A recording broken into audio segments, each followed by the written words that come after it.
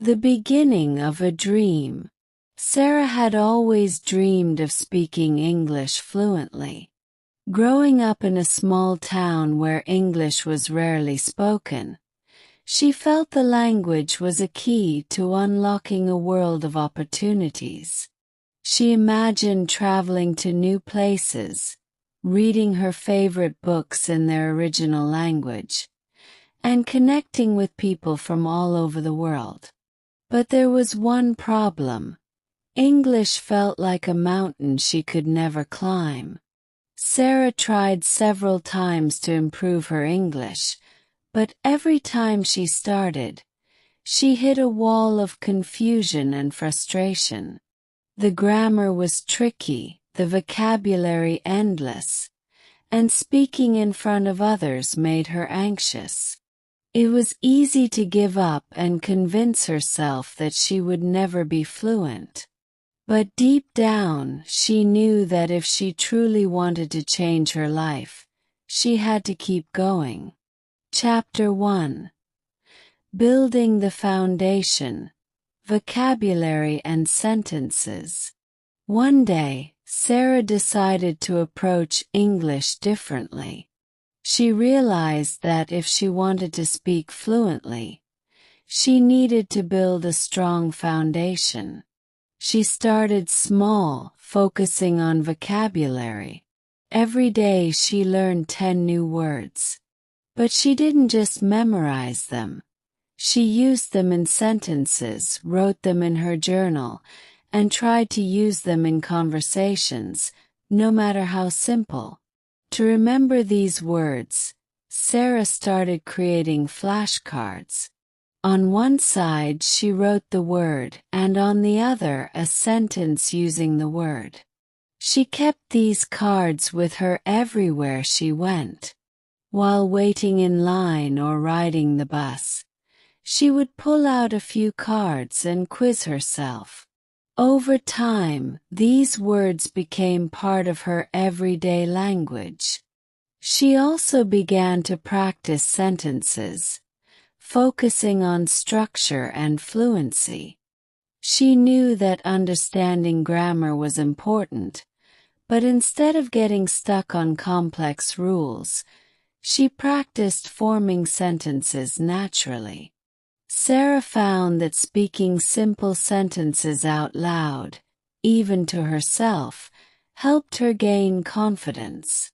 For example, if she learned the word exhausted, she would practice saying, "I feel exhausted after a long day at work," until it felt natural. Chapter 2. The Power of Reading. Immersing in English.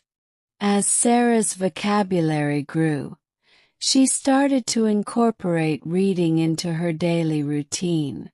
She knew that reading was one of the best ways to see how words and sentences were used in real contexts. However, she didn't start with difficult novels. Instead, she picked up books that matched her current level. Short stories, children's books, and articles on topics she loved. She would read slowly, taking time to understand each sentence, and whenever she encountered a new word, she added it to her flashcards. But she didn't just read passively. She engaged with the material. After finishing a chapter or an article, Sarah would summarize what she had read, either by writing it down or speaking it aloud. This practice not only improved her comprehension but also helped her internalize new words and phrases. One of Sarah's favorite strategies was to read the same story or article multiple times. The first time, she focused on understanding the general meaning. The second time, she paid attention to details like grammar and sentence structure. By the third time, she could read fluently, almost like a native speaker. This repetition helped solidify her understanding and made her feel more confident in her reading skills. Chapter 3: Listening and Speaking. Finding your voice. Fluency isn't just about knowing words or reading well. It's about being able to communicate effectively. Sarah knew that to become fluent, she needed to practice listening and speaking. She started with something simple, listening to English songs and repeating the lyrics. Music became a fun and effective way for her to practice pronunciation and rhythm. Next, Sarah moved on to podcasts and audiobooks. At first, it was challenging to understand everything, so she listened to materials that matched her level. She found podcasts on topics she was passionate about: cooking, travel, and personal growth.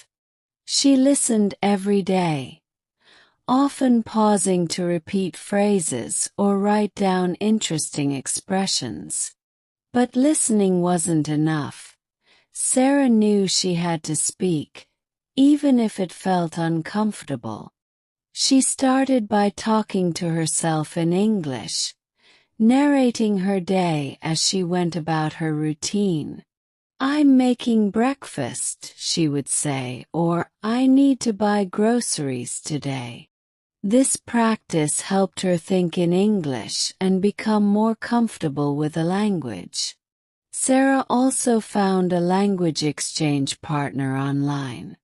They would meet twice a week via video call, speaking in English for half the time and in her partner's language for the other half. These conversations were incredibly valuable, as they pushed Sarah to speak in real time, think on her feet, and learn from her mistakes. Chapter 4: Practice Makes Perfect. The Importance of Consistency. As the weeks turned into months, Sarah noticed a significant improvement in her English. She could read and understand more complex texts, hold conversations with greater ease, and even think in English without translating from her native language. The key to her progress was consistency. Every day without fail, Sarah dedicated time to her English practice. She treated it like a workout for her brain, something that required discipline and regular effort. Some days were harder than others. There were times when she felt frustrated when the words wouldn't come or when she made mistakes. But Sarah knew that fluency wasn't about being perfect. It was about progress. She kept a journal of her learning journey, writing about her successes, struggles, and new words she learned. On days when she felt discouraged, she would look back at her journal to see how far she had come. This reminded her that every small step was bringing her closer to her goal. Chapter 5: The Final Stretch: Reaching Fluency. After a year of dedicated practice, Sarah's English had improved dramatically. She was able to read books in English, hold conversations with native speakers, and even watch movies without subtitles. But she knew that the journey didn't end here. Fluency is a lifelong pursuit. Sarah continued to challenge herself by setting new goals. She joined a local English-speaking club, where she could practice her skills in a social setting. She also started writing short stories in English, using her creativity to express herself in a new language. These new challenges kept her motivated and pushed her to keep improving. Conclusion: The power of persistence. Sarah's journey to fluency wasn't easy. There were times when she wanted to give up, when the obstacles seemed too big and the progress too slow. But she learned that the key to fluency wasn't talent or luck. It was persistence. By consistently practicing vocabulary, reading, listening, and speaking, Sarah turned her dream of speaking English fluently into a reality. Her story is a testament to the power of not giving up. No matter how difficult it may seem, every effort you make brings you closer to your goal. Remember that fluency is not about perfection. It's about progress. Keep going, stay motivated, and believe in yourself. Just like Sarah, you can achieve fluency in English. One step at a time. Vocabulary list. 1. Foundation, the basic level of something. Example: a strong foundation in English is essential for fluency. 2. Fluency, the ability to speak or write a language easily and accurately. Example: Sarah's fluency in English improved after months of practice. 3. Vocabulary, the body of words used in a particular language. Example: building your vocabulary is key to mastering any language. 4. Consistency, the quality of always behaving or performing in a similar way. Example: consistency in practice is what led Sarah to her success. 5. Persistence, the fact of continuing in an opinion or course of action despite difficulty. Example: Sarah's persistence helped her overcome the challenges in learning English. 6. Narrate, to tell a story or describe a series of events. Example: Sarah practiced English by narrating her daily activities. 7. Engage, to participate or become involved in. Example: engaging with the material helped Sarah understand English better. 8. Internalize, to make a belief, attitude, or behavior part of your nature by learning or practicing it. Example: Sarah internalized new words by using them in sentences. 9. Motivation, the reason or reasons one has for acting or behaving in a particular way. Example: Sarah's motivation to learn English came from her dream of traveling. 10.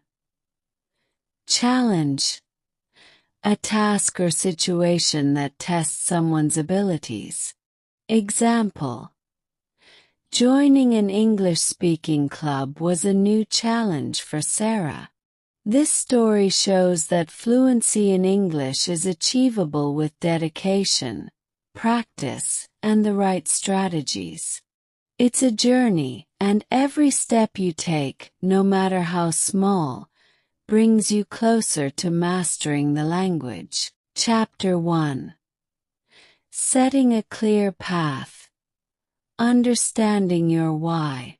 Before Sarah even picked up a grammar book or started memorizing vocabulary, she sat down to reflect on her reasons for wanting to learn English. She realized that understanding her motivation was crucial. Was it for travel, career advancement, or connecting with a global community? For Sarah, it was a mix of all these reasons, but most importantly, she wanted the freedom to explore the world, not just physically but intellectually.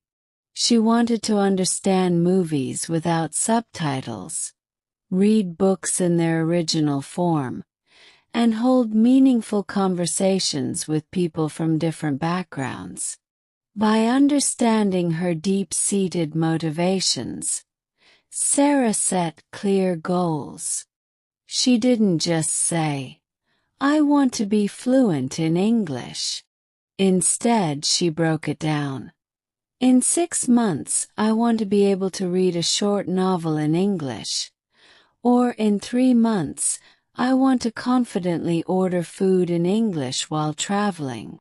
These specific goals gave her direction and made the process less overwhelming. Chapter 2. Immersion and Exposure.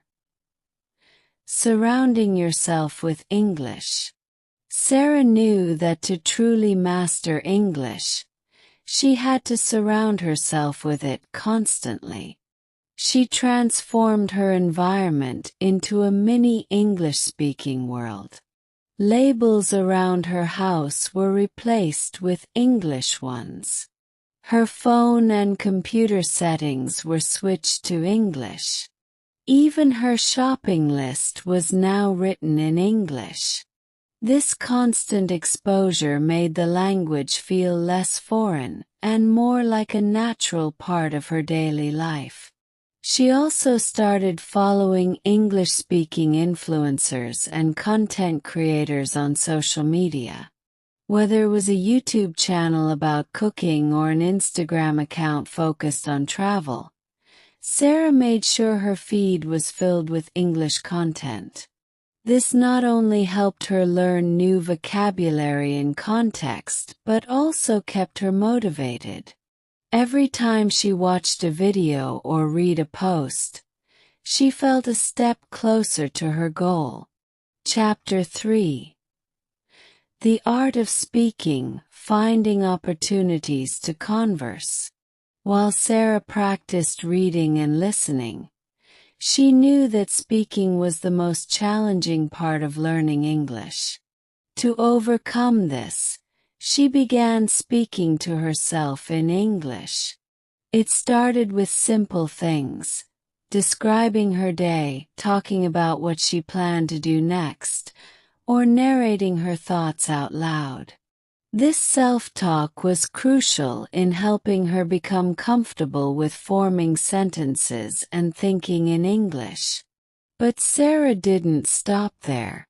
She actively sought out speaking opportunities. She joined online forums and participated in discussions, even if it was just to say a few sentences. She found language exchange partners who were learning her native language, allowing her to practice English in a real conversational context. They would discuss topics ranging from their favorite movies to cultural differences, providing Sarah with a rich, diverse practice environment. To further challenge herself, Sarah attended local meetups where English was spoken. She would go to events like book clubs, cooking classes, or language cafes. These face-to-face interactions were initially intimidating, but Sarah reminded herself that making mistakes was a part of learning. Every conversation, no matter how simple or complex, was a victory. Chapter 4. Writing Your Way to Fluency. The Power of Journaling. Writing became another powerful tool in Sarah's journey. She started keeping a daily journal in English. At first, her entries were short and basic, filled with simple sentences like, "Today was a good day," or "I went to the market." But over time, as her vocabulary and confidence grew, her entries became more detailed. She wrote about her feelings, described events in depth, and even attempted to write short stories.